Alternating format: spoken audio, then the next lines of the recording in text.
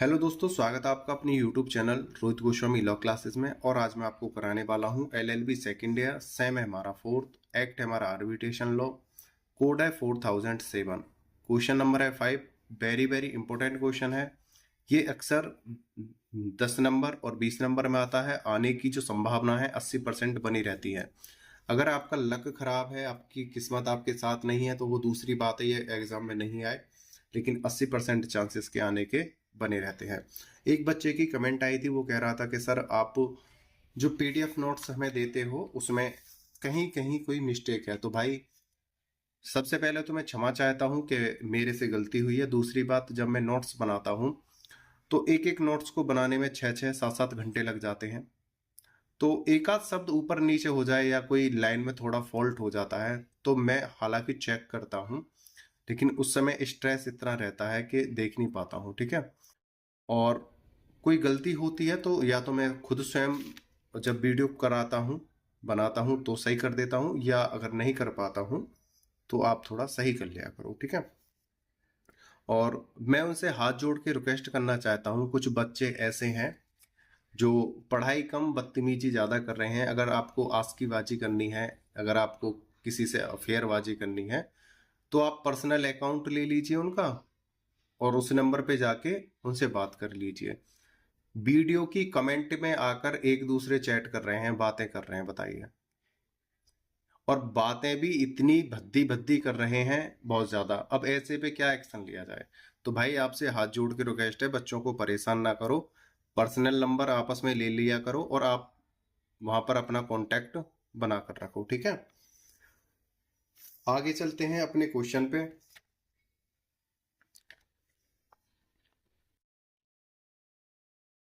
Question number है हमारा 5। एक बात अब मैं बता देता हूं, कुछ कमेंट अभी आएंगे इसके बाद कि सर क्वेश्चन नंबर आपने 4 नहीं कराया, 5 आ गया है। तो पहले ही बता देता हूं, क्वेश्चन नंबर जो 4 है ये बेसिक के लिए मैंने इसको पहले ले लिया है, वो आपका बेस मजबूत हो जाए इसलिए उसे क्वेश्चन 4 को मैंने थोड़ा लास्ट में लिया है। ठीक है, उसे थोड़ा बाद में कराऊंगा। तो क्वेश्चन नंबर है हमारा 5 कि नोट्स जो हमने बनाए थे उसका क्रम है क्वेश्चन नंबर 5। ठीक है। और जो 4th है आपका मैं करा दूंगा थोड़ा बाद में, वीडियो में आ जाएगा नंबर। वैकल्पिक विवाद निश्चय निर्णय। निश्चय का मतलब होता है निर्णय। प्रणाली का क्या अर्थ है? इसकी विभिन्न प्रावधियां क्या हैं? वैकल्पिक विवाद निश्चय प्रणाली के अर्थ बताइए। बहुत ही इंटरेस्टिंग क्वेश्चन है, बहुत ही महत्वपूर्ण क्वेश्चन है, सबसे ज्यादा आने की संभावना है और हमारी नॉलेज के लिए भी बहुत ज्यादा महत्वपूर्ण है। यह सत्य है कि वर्तमान न्याय प्रणाली वादों की संख्या में लगातार वृद्धि के कारण, देखो ये हो गई एक त्रुटि के कारण, वादों को निपटाने में बहुत बहुत देरी होती है। प्रायः यह देखा गया है कि ऐसी व्यवस्था में वादकारी को न्याय की अपेक्षा अन्याय सहन करना पड़ता है। यहां पर बोला गया है कि जो वर्तमान न्याय प्रणाली है वहां पर केसों की संख्या बहुत ज्यादा है, जिसके कारण न्याय जो है समय पर नहीं मिल पाता है। और जो वाद लेकर जाने वाला व्यक्ति होता है, जो पीड़ित पक्ष होता है, वह वहां के चक्कर लगा लगा कर ही परेशान हो जाता है। साथ ही वर्तमान न्याय व्यवस्था इतनी महंगी हो चुकी है कि आज न्यायालयों से न्याय प्राप्त करना आम आदमी की पहुंच से बाहर हो गया है। दूसरा, एक तो न्याय मिलने में देरी होती है, दूसरा इतने महंगे हो गए हैं, न्याय व्यवस्था इतनी महंगी हो गई है, इतने महंगे वकील हो गए हैं, जिससे आम व्यक्ति, गरीब व्यक्ति न्याय नहीं पा सकता है। सामान्य तौर पर यह कहा जाता है कि आज केवल वही वादकारी वर्तमान न्याय व्यवस्था का सहारा लेता है जिसे देर के कारण मुकदमे में लाभ होता है। भाई मुकदमे सिर्फ वही लेके जाएंगे न्यायालय में, भाई देर तो हो रही है, देर होना उनके लिए मैटर नहीं है, लेकिन उन्हें क्या देखना है? मुकदमे से लाभ। सही है। कुछ वादकारी हैं जो अपने लाभ के लिए न्यायालय में जाते हैं और उसे समय से कोई फर्क नहीं पड़ता, पैसे से कोई फर्क नहीं पड़ता। अन्य बाध्यकारी या तो इस प्रक्रिया को अपनाने की बजाय अन्याय सहन करना बेहतर समझते हैं कि हमारे संग जो अन्याय हो रहा है होने दो भाई, ना तो हमारे पास इतना पैसा है, ना टाइम है, ना हमारे पास पावर है जो हम कोर्ट से अपना न्याय करा सकें, या न्यायालय के बाहर आपसी समझौते द्वारा अपने विवादों का निपटारा कर लेते हैं। कोर्ट के बाहर ही कुछ व्यक्तियों को बुलाकर अपने विवादों का निपटारा करा लेते हैं। ठीक है, ऐसी अवस्था में यह प्रश्न उठता है कि एक बाध्यकारी कहाँ जाए, मतलब जो एक पीड़ित पक्ष है वो कहाँ पर जाए अगर इस प्रकार की व्यवस्थाएं हैं, महंगी हैं, समय से नहीं मिल पाती हैं, गरीब पक्ष आने जाने में असमर्थ है, तो ऐसा बाध्यकारी कहाँ पे जाएगा। इसलिए बाध्यकारी अपने विवादों को इस प्रक्रिया से भिन्न किसी अन्य प्रभावी वैकल्पिक विवाद हल प्रणाली के द्वारा तय कराना बेहतर मानता है। तो वो जैसे जो बाध्यकारी है, जब उसे यह लगता है कि हम न्यायालय में जाएंगे, वहां पर समय और पैसा ज्यादा खर्च होगा और हमें न्याय मिलने के भी कोई चांस नहीं है, ठीक है, चांस नहीं है, तब वो क्या करता है, जो पक्ष होते हैं ए पक्ष और बी पक्ष, कोर्ट के बाहर ही कुछ व्यक्तियों को लेकर, ये नहीं है कोर्ट की सीढ़ियों पे आकर बैठ जाएं बाहर, नहीं, या वहीं पर कहीं और स्थान जो है वहां पर एकत्रित होकर अपने विवादों का आपस में समझौता कर लेते हैं, सुलह कर लेते हैं। ठीक है, बशर्ते कि ऐसी व्यवस्था कानून द्वारा मान्य हो। लेकिन ये जो समझौता हो रहे हैं ऐसे समझौते हों जो कानून द्वारा मान्य हो। यह समस्या न केवल भारत के सामने है बल्कि यह संयुक्त राज्य अमेरिका और इंग्लैंड जैसे विकसित देशों के सामने भी विद्यमान है।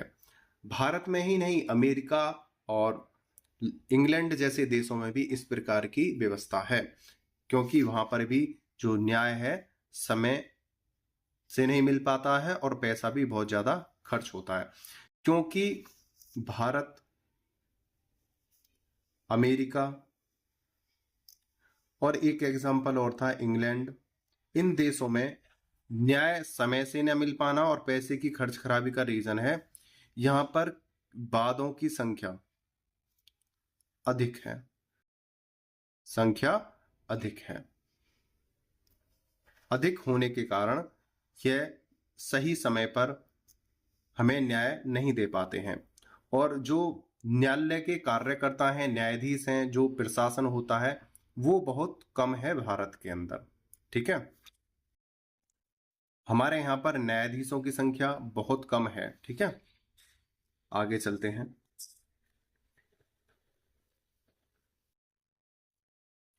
वैकल्पिक विवाद निश्चय प्रणाली का अर्थ, इसे दो अर्थों में परिभाषित किया जा सकता है। नंबर 1 विस्तृत यानी बड़ा, संकीर्ण यानी छोटा। विस्तृत अर्थ, इसमें वैकल्पिक विवाद निश्चय प्रणाली में यानी निर्णय प्रणाली में विवाचन, विवाचन का मतलब होता है मध्यस्थता। ठीक है, मध्यस्थता भी शामिल किया जा सकता है, क्योंकि मध्यस्थता यानी विवाचन मुकदमे के लिए एक विकल्प का निर्माण करता है। अब संकीर्ण देखते हैं यानी छोटा, इसमें वैकल्पिक विवाद हल प्रणाली विवाचन यानी मध्यस्थता और मुकदमे को अपने क्षेत्र से बाहर करती है, क्योंकि मुकदमे की तरह मध्यस्थता भी आरोपित निर्णय की कल्पना करता है। यहां पर बोला गया है कि यहां पर मध्यस्थता के द्वारा विवादों को सुलझाने की व्यवस्था की गई है, शामिल किया गया है। ठीक है, यहां पर बोला है मुकदमे को अपने क्षेत्र से बाहर करती है, क्योंकि मुकदमे की तरह मध्यस्थता भी आरोपित निर्णय की कल्पना करता है। इसलिए वैकल्पिक विवाद निश्चय प्रणाली के अंतर्गत केवल उन प्रक्रियाओं को शामिल किया जाता है जिनमें निर्णय अंतिम रूप से पक्षों की सहमति द्वारा होता है। भाई ये जो वैकल्पिक विवाद निश्चय प्रणाली क्या है, भाई जब दोनों पक्ष आपस में संतुष्ट हो जाएंगे समझौता करने के लिए उनकी सहमति के आधार पर ही तो ये सब निर्णय होगा। जब ए पक्ष और बी पक्ष सहमत हो जाएंगे तभी तो इनकी सुलह होगी विवादों की, ठीक है। यही बात यहां पर कही गई है। वैकल्पिक विवाद निश्चय प्रणाली के अंतर्गत केवल उन प्रक्रियाओं को शामिल किया जाता है जिनमें निर्णय अंतिम रूप से पक्षों की सहमति द्वारा होता है। जब दोनों पक्ष सहमत हो जाते हैं, ठीक है, सिर्फ उन्हीं विवादों को इसमें शामिल किया जाता है। विवाद निश्चय का मतलब होता है निर्णय। विवाद निर्णय के ढंग को संकेत करने के लिए मैत्रीपूर्ण समझौता उचित प्रतीत होता है। मैत्रीपूर्ण समझौते में पक्षकार अपने विवाद को तय करने के लिए पूर्णतः स्वतंत्र होते हैं। देखो, इसमें एक्सप्लेन करने वाली कोई ज्यादा बड़ी बात नहीं है। इसमें बोला है जो विवाद निश्चय होते हैं, मैत्रीपूर्ण समझौता मतलब आपस में दोनों पक्ष मिलकर जो समझौता करते हैं, सबसे बढ़िया समझौता वही होता है। पक्षकार अपने विवाद को तय करने के लिए पूर्णतः स्वतंत्र होते हैं और क्या रहते हैं, पूर्ण रूप से स्वतंत्र रहते हैं। मैत्रीपूर्ण समझौते के आवश्यक तत्व निम्नलिखित हैं। क्वेश्चन यहां से भी आ सकता है आपका 5 नंबर में या 10 नंबर में कि मैत्रीपूर्ण समझौते से आप क्या समझते हो। मैंने यहाँ पे कुछ पॉइंट दिए हैं, उन पॉइंटों को आप स्वयं एक्सप्लेन करना, ठीक है, अपने शब्दों में उन्हें 3-3, 4-4 लाइन का लिख देना। यदि मैत्रीपूर्ण समझौता अगर आए तो वहां पर बोलेगा, स्पेशल अगर आए तो मैत्रीपूर्ण समझौते से आप क्या समझते हो, तब इन्हें एक्सप्लेन करना है। नहीं तो जो क्वेश्चन चल रहा है उसमें उसी प्रकार से करना है जैसे मैंने किया हुआ है, ठीक है। नंबर 1, पक्षों को वार्ता की मेज पर लाना, मतलब दोनों पक्षों को इकट्ठा करके किसी एक स्थान पर लाना, ठीक है। ये नहीं है किसी मेज के ऊपर इनको लाके चढ़ा दिया कि भाई अभी ये समझौता हो जाएगा, नहीं। क्या है, एक स्थान पर लेके आना, इनको एक जगह बैठाना और बातें इनकी आपस में करानी। दूसरा, विवादित समस्याओं से परिचित कराना। भाई ए और बी, इन दोनों की जो समस्याएं हैं, जो विवाद हैं, उनका आपस में वार्तालाप कराना और जो मध्यस्थता करा रहा है, जो इनके निर्णय आपस में समझौता करा रहा है, उनको ये बातें बताएं क्या समस्या है, क्या विवाद है, ठीक है। तथ्यों की स्थापना कराना, भाई जो सबूत हैं, जो तथ्य हैं उनको बताना, जो कारण हैं उन सबको बताना। विवाचकों को, ये विवाचक नहीं है, सॉरी, ये है विवादकों। विवादकों का मतलब होता है समस्याओं या कारण, ठीक है, को स्पष्ट करना। ये सॉरी मैंने गलती से बोल दिया था विवाचक, समस्या या कारण को स्पष्ट करना। भाई अभी हमने क्या बोला था, समस्या क्या है, विवाद क्या है, उन सभी चीजों का यहां पर ओपन करना चीजों को, ठीक है। निपटारे के विकल्प को विकसित करना, फिर इन सब की बातों को देखकर, तथ्यों को देखकर, दोनों पक्षों को बैठाकर फिर निपटारे के विकल्प को विकसित करना कि भाई अब इनका निपटारा किस प्रकार हो सकता है। हमने दोनों पक्षों के समस्या, विवाद क्यों हो रहा है, तथ्यों को देख लिया, इन सब ने अपनी जो सच्चाई है वो भी ओपन कर दी। अब इनका निपटारा कैसे किया जाए, उस निपटारे के लिए विकल्प को तैयार करना। और आपसी अगर इनका कोई लेन देन है, भाई लेना देना है, तो वो भी आपस में इनका डिस्कशन कराना। अंत में करार कराना, करार यानी जब बिल्कुल दोनों सहमत हो जाएं तो फिर एक करार करा देना कि हाँ हम सहमत हैं। वैकल्पिक विवाद निश्चय यानी निर्णय की प्रावधियां निम्न प्रकार हैं।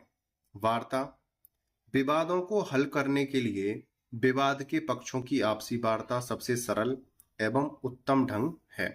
देखो, इसमें एक्सप्लेन करने वाली अगर कोई बात होगी तो मैं एक्सप्लेन कर दूंगा। साधारण सी बात है, जब दोनों पक्ष एकत्रित हो जाते हैं तो सबसे सरल तरीका होता है विवादों को निपटाने का, जिसमें विवाद के पक्षकार प्रत्यक्ष रूप से वार्ता में शामिल होते हैं, जिसमें विवाद के पक्षकार दोनों पक्ष शामिल होते हैं। इसमें किसी तीसरे पक्ष का कोई भी हस्तक्षेप नहीं होता। विवाद के पक्षों के अनुसार यह वार्ता द्विपक्षीय या बहुपक्षीय हो सकती है। इसमें सीधा सीधा है वार्ता, जैसे दो पक्ष हैं, ए पक्ष और बी पक्ष, इनके बीच कोई विवाद है और ये कोर्ट ना जाकर बाहरी से सुलझाना चाहते हैं और ये किसी तीसरे व्यक्ति की मदद नहीं लेना चाहते और ये एकत्रित हुए किसी स्थान पर और इन्होंने आपस में वार्ता की। ठीक है, पक्षों में मतलब ये ए है और बी है, लेकिन इनके साथ इनके परिवार के सदस्य या कोई अन्य व्यक्ति हो सकते हैं, लेकिन बीच का कोई व्यक्ति नहीं होगा। जैसे ए के परिवार वाले या फैमिली वाले या कोई सदस्य और हो सकते हैं, इसी प्रकार से बी के भी हो सकते हैं या दोनों अकेले हो सकते हैं, लेकिन बीच का कोई व्यक्ति नहीं होगा। और ये सबसे सरल तरीका होता है फैसला करने का, विवादों को निपटारे का। दूसरा है मध्यस्थता और सुलह। इसमें क्या होता है बता देता हूं। जैसे ये ए पक्ष और बी पक्ष दोनों सहमत हैं, लेकिन किसी कारण से इनमें कोई और ज्यादा विवाद ना उत्पन्न हो जाए, या इनके बीच जो भी करार हुआ है लेन देन का, उसके साक्षी के रूप में एक व्यक्ति को नियुक्त करना। ठीक है, एक व्यक्ति में मतलब यहाँ पे दो भी हो सकते हैं, तीन भी हो सकते हैं। ठीक है, किसी मध्यस्थता द्वारा मतलब किसी के द्वारा इनके विवादों को सुलझाना, ये होती है मध्यस्थता और सुलह। मध्यस्थता और सुलह एक ऐसे अबंधनकारी प्रक्रिया है जिसमें एक तीसरा पक्ष झगड़े के पक्षों से उनकी आपसी सहमति के आधार पर समझौता कराने में सहायता करता है। भाई इनकी आपसी सहमति है और इन्होंने कहा कि भाई हम सहमत हैं, लेकिन एक व्यक्ति को और ले लेते हैं बीच में जो आगे हमारी बातों को रख सकता है कि हाँ भाई ये इस प्रकार का समझौता हुआ था, करार हुआ था। ठीक है, दोनों ही प्रक्रियाओं में विवाद के समझौते को पक्षों के बीच उनकी पारस्परिक स्वतंत्र सहमति के आधार पर लागू किया जाता है। दोनों ही प्रक्रियाओं में वार्ता द्वारा और मध्यस्थता द्वारा, दोनों ही प्रक्रियाओं में दोनों पक्षों की स्वतंत्रता के आधार पर और इनकी पूर्ण सहमति के आधार पर ये निर्णय होते हैं जो सबसे सरल और सुलभ होते हैं। तीसरा पॉइंट है मध्यस्थता विवाचन। ठीक है, इसको देखते हैं। जिन बच्चों ने नोट्स लिए हैं, जिन छोटे बड़े भाइयों ने नोट्स लिए हैं, इस नोट्स में यहां से कुछ त्रुटि थी। यहां तक मैंने इसको यहां से डिलीट करके थोड़ा सा मैंने यहां पर एक लाइन लिखी है।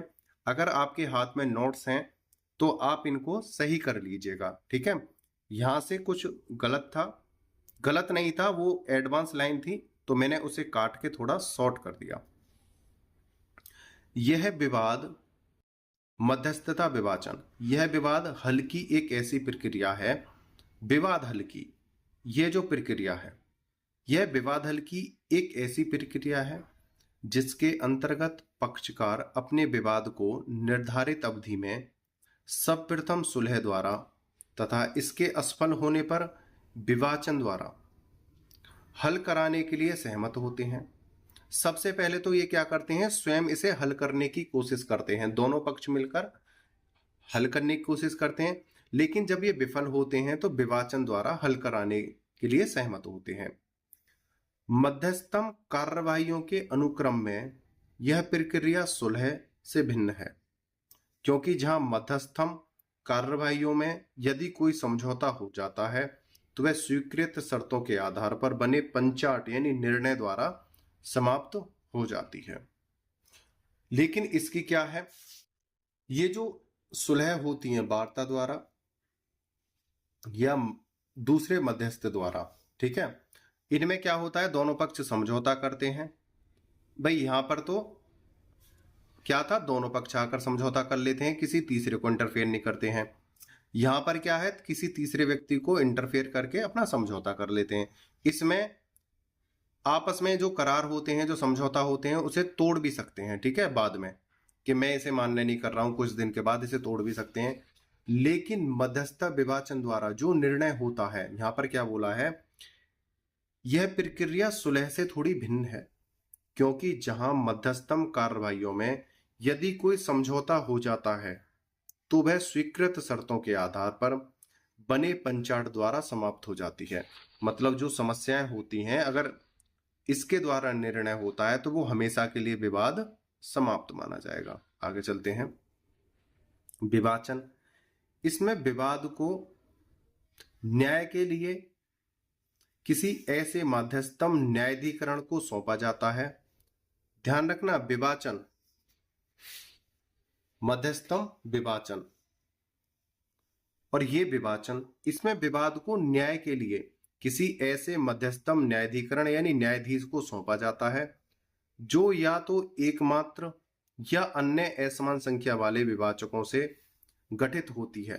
अगर कोई विवाद ऐसा है जो आपसी सहमति से सॉल्व करने के लिए है और ज्यादा थोड़ा गंभीर प्रकृति का है और उसमें थोड़ी सटीकता चाहिए, तो उसमें क्या होता है, विवाचन द्वारा, न्यायाधिकरण के द्वारा ये न्याय होता है। ठीक है। और इसमें न्यायाधीश क्या करता है, या तो एक व्यक्ति को नियुक्त करेगा उनके न्याय के लिए, या एक से अधिक व्यक्तियों को नियुक्त करेगा, लेकिन उनकी संख्या विषम होनी चाहिए, जैसे 3, 5 या 7। या तो एक नियुक्त करेगा या एक से अधिक अगर नियुक्त करेगा तो विषम संख्या होनी चाहिए। इसमें विवाद को न्याय के लिए किसी ऐसे मध्यस्थम न्यायाधिकरण को सौंपा जाता है जो या तो एकमात्र या अन्य असमान संख्या वाले विवाचकों से गठित होती है तथा जो अपना निर्णय ऐसे पंचाट के रूप में देता है जो विवाद को अंतिम रूप से निपटाता है और पक्षों पर बाध्यकारी होता है। अगर एक बार इन्होंने निर्णय दे दिया, पहले क्या था, वार्ता और मध्यस्थता और सुलह के द्वारा जो निर्णय हो रहे हैं, बाद में जाकर ये टूट भी सकते हैं, ये पुनः आपस में लड़ भी सकते हैं, विवाद को दोबारा से उखाड़ सकते हैं। लेकिन इसमें क्या है, अगर एक बार निर्णय हो गया तो वो दोनों पक्षों पर बाध्यकारी होगा और वो ही मान्य होगा, सिद्ध होगा। वैकल्पिक विवाद निश्चय प्रणाली के लाभ निम्नलिखित हैं। इसके मतलब लाभ क्या है, जो हमारा क्वेश्चन था, वैकल्पिक विवाद निश्चय प्रणाली, इसका लाभ क्या है, लाभ तो बताइए। इसके लाभ क्या है? नंबर 1, वैकल्पिक विवाद हल प्रणाली कभी भी आरंभ की जा सकती है। ठीक है, इसे कभी भी आरंभ कर सकते हैं दोनों पक्षकार मिलकर। दूसरा, यह कम खर्च और समय में बेहतर समाधान, कम खर्च और समय में बेहतर समाधान। जैसा कि हमने स्टार्टिंग में पढ़ा था, जो हमारी न्याय व्यवस्था है वो बहुत ज्यादा समय बर्बाद करती है और पैसा बर्बाद करती है। लेकिन ये जो वैकल्पिक विवाद, वैकल्पिक मतलब हमारे पास एक ऑप्शन और है जिसके आधार पर हम अपने विवादों को सॉल्व कर सकते हैं, इसलिए इसका नाम रखा है वैकल्पिक विवाद निश्चय, मतलब वैकल्पिक विवादों को निपटाने वाली एक प्रणाली, विधि। ठीक है, ये कम खर्च और समय में बेहतर समाधान मिलता है। तीसरा, मुकदमे के पक्षों की स्वतंत्रता वैकल्पिक प्रक्रिया से प्रभावित नहीं होती। चौथा, वैकल्पिक व्यवस्था का प्रयोग वकीलों या वकीलों के बिना किया जा सकता है, इसमें वकीलों की जरूरत नहीं पड़ती है। फिफ्थ, वैकल्पिक प्रक्रिया न्यायालय के कार्यभार को कम करने में सहायता करती है। ये जो वैकल्पिक प्रक्रिया है, जो न्यायालय में अत्यधिक वादों की जो संख्या बढ़ रही है, जिसके कारण समय ज्यादा लगता है और पैसा ज्यादा लगता है, उन वादों को, छोटे छोटे वादों को बाहर ही खत्म कर देती है, जिससे न्यायालय के ऊपर कार्य का भार नहीं जाता है ज्यादा। वैकल्पिक प्रक्रिया पक्षों को तटस्थ विशेषज्ञों को चुनने की अनुमति देता है। इसमें जो समझौता कराने वाले जो व्यक्ति होते हैं, विशेषज्ञों को चुनने की अनुमति देता है, मतलब अपनी इच्छा के अनुसार या एक वरिष्ठ या विशिष्ट व्यक्तियों को नियुक्ति के आधार पर या न्यायाधिकरण के आधार पर इनका निपटारा किया जाता है। ठीक है, अब बात आती है निष्कर्ष। अपने शब्दों में निष्कर्ष जो होता है अपने अपने शब्दों में दो। हर किसी व्यक्ति के अपने अपने सुझाव हो सकते हैं, सलाह हो सकती हैं, इसके लाभ और कारण, रीजन जो भी हैं, अपने कुछ शब्दों में बता देना कि इससे क्या फायदा है क्या नहीं। आप इसका निष्कर्ष 4 से 5 लाइन में अपने शब्दों में लिख सकते हो। ठीक है, आपने वीडियो को अंत तक देखा है, मुझे अच्छे से सुना है, उसके लिए धन्यवाद। टेक केयर, बाय बाय, जय हिंद, जय भारत।